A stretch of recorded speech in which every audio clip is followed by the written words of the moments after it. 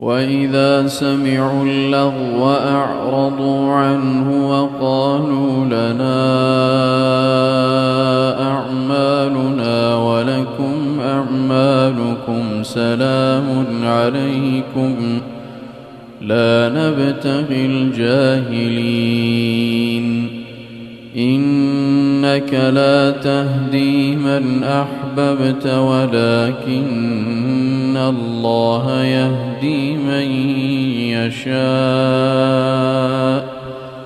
وهو أعلم بالمهتدين